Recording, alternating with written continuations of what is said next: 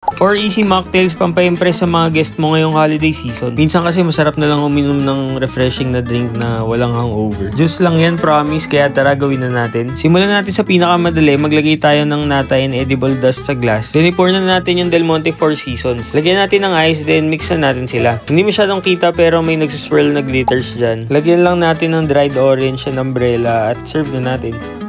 Moving on sa next drink, kailangan natin ng pipino. Decorate natin yung glass, then lagyan natin ng chilled na watermelon and melon balls. Kunin natin yung Del Monte melon cucumber, then ibuhos natin sa glass. Lagyan natin ng ice, then lagyan pa natin ng more melon balls sa taas. Naglagay kami ng spoon para ma-scoop yung fruits at yan na.